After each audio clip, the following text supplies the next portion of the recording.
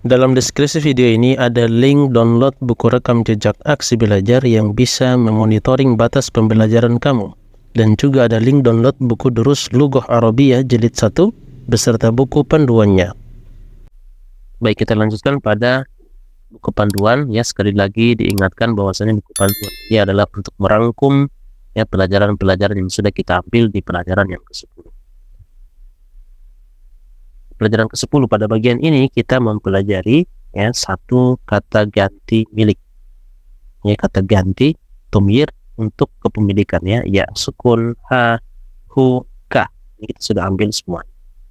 Kita buka bukumu ya untuk mudzakkar maskulin. Kita bukunya untuk mudzakkar ya atau maskulin. Kita buka bukunya atau buku dia, tapi dianya itu muannas atau feminin. Kitabi ya bukuku atau buku saya.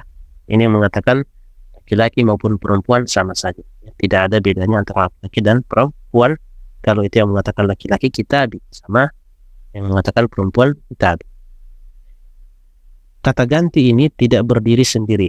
Ingat, tidak mungkin kita akan melihat ya sukun berdiri sendiri, ha begitu pun u ya ka ini tidak akan berdiri sendiri. Pasti nempel dengan kata dia.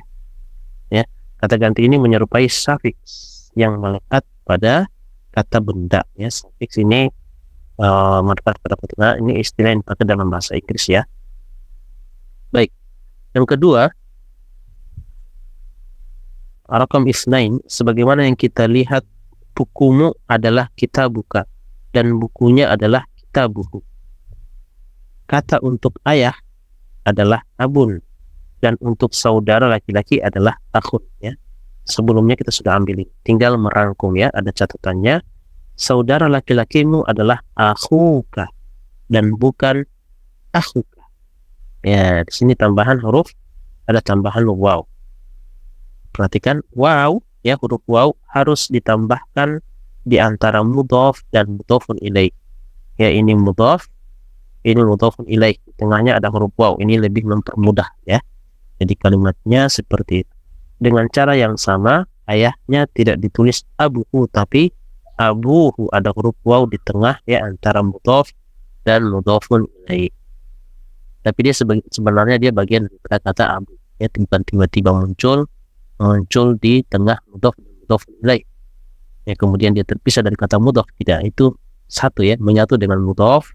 Tapi tadi yang kita sudah sebutkan atau di video sebelumnya bahwasanya abu ya atau akhu itu akan memunculkan huruf wawnya ketika dia ya dalam keadaan mudhaf.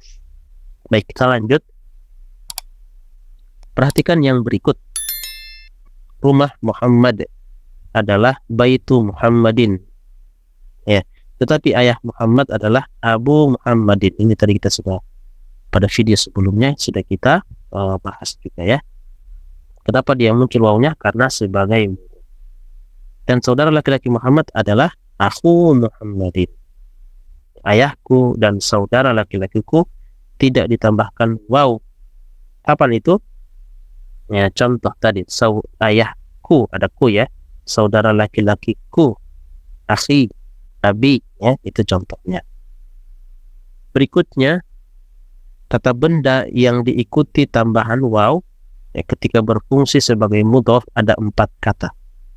Ya, tadi kita bilang 5, benar itu 5, tapi yang seperti ini itu hanya 4 ya, karena yang satunya itu memang sudah dari lahirnya pakai waw.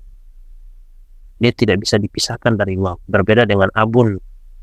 Ya, abun itu kalau dia berdiri sendiri tanpa waw. Ketika mudhaf ya muncul wawnya. Tapi kalau zu ya, ada kata zu juga yang 5 ya. Di antara yang 5 itu ada yang zu, itu sudah dari lahirnya pakai waw, tidak bisa dipisahkan.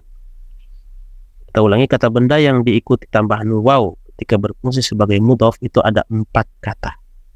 Ya, ada 4 kata. Anda telah belajar 2 kata dan Anda akan belajar 2 kata lagi di waktu mendatang insya Allah. Baik, kita lanjutkan. Oke. Nomor 3 ya, rakam salah. Kita telah belajar bahwa kata inda berarti bersama dengan atau di sisi ya. ia juga ya digunakan untuk menyampaikan maksud mempunyai atau memiliki. Ya, misalnya, a'indaka qalamun, ya, apakah engkau memiliki pulpen? Ya, seperti itu ya. Kata inda itu bisa bermakna di sisi, ya, atau bisa bersama bermakna mempunyai. Ya, misalnya kita bilang al-kitabu 'indal babi atau al-kitabu 'indal maktabi. Ya, bukunya di samping meja atau di sisi meja. Kita bilang inda. Nah, inda ke qalamun, apakah kamu mempunyai pulpen? Ya, di sini rangkuman ya. Rangkuman pelajaran-pelajaran sudah kita. Nomor 4, kita telah belajar mengenai kata depan li, artinya milik.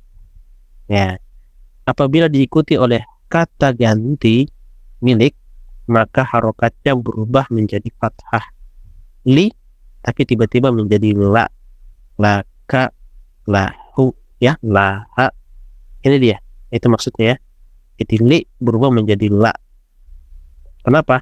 Kalau bertemu dengan kata ganti. Kata ganti itu artinya domir, ya. Menyatakan aku, ya, ha, dia, kamu. Berikutnya, ya, lahu, ya, lahu miliknya laki-laki, laha miliknya perempuan. Li, ya, berharokat kasroh lagi. Ya, emang li ini untuk ya sukun ini hukumnya sedikit berbeda. Baik, kita lanjut di sini catatan ya sebelum masuk ke nomor 5 di video berikutnya. Catatan ya, li akhun, ya, saya mempunyai saudara, seorang saudara laki-laki. Secara harfiah berarti ya saudara laki-laki milik. Li akhun, saya milik, ya, saya memiliki saudara laki-laki, atau saudara laki-laki milikku, ya, secara harfiah seperti itu. Li famun, saya mempunyai mulut, atau secara harfiah ya mulutku, mulut milik saya gitu ya. Keliru jika kita mengatakan indi famun atau indi akhun, karena inda digunakan untuk sesuatu yang dapat terpisahkan, sedangkan hubungan kekeluargaan dan bagian tubuh tidak termasuk jenis yang bisa terpisahkan. Maka pakainya li, ya, atau laka atau lahu, pakai lam pokoknya ya. Berikutnya, oke, nomor 5 ini kita akan sambung pada video berikutnya ya supaya tidak terlalu panjang.